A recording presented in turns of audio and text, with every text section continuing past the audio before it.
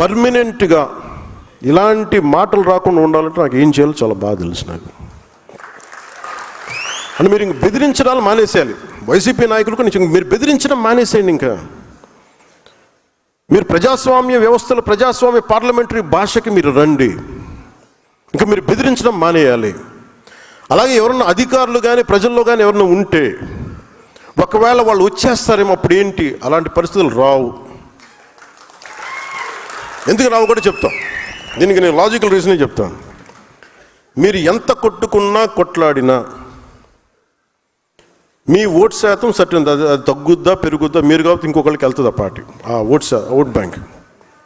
కానీ నేను ప్రత్యేకించి నా కంఠంలో ప్రాణం ఉన్నంత వరకు ఆంధ్రప్రదేశ్కి, తద్వారా భారతదేశాన్ని సమగ్రతకి భంగం వాటిల్లకుండా చూసుకునే బాధ్యత, దానికోసం ఎన్ని ఎత్తులైనా వేస్తాం. అవసరం అయితే అంటే అందుకనే చెప్తున్నా, మీరు ఆ భాషను వదిలేయండి.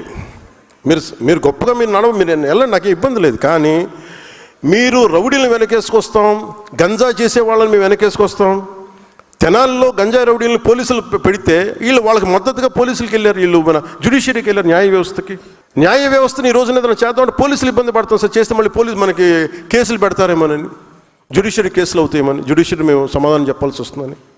మరి లా అండ్ ఆర్డర్ మరి ఎలా హ్యాండిల్ చేస్తాం? మరి ఒకవైపు ఏమో జ్యుడిషియరీలో ఢిల్లీ హైకోర్టు అయితే నా రిమెంబర్, నాకు సరిగా ఎగ్జాక్ట్ డేట్ గుర్తులేదు, కానీ ఒక ఢిల్లీ హైకోర్టు జడ్జి ఒక ఆయన మాట్లాడింది, ఒక రేప్ జరిగితే అంగచ్ఛేదం చేయండి వాడు చేసిన వాడికి, అంత కోపం వచ్చేసింది ఆయనకి. మరి దెబ్బ కూడా కొట్టకూడదు క్రిమినల్ అంటే మరి ఏం చేయాలి? తప్పు చేసిన వాడిని దెబ్బ కూడా కొట్టకూడదు అంటే మనం చేసుకునే క్రిమినాలిటీ ఎక్కడ ఆగుతుంది? నేరాలు ఎక్కడ ఆగుతాయి?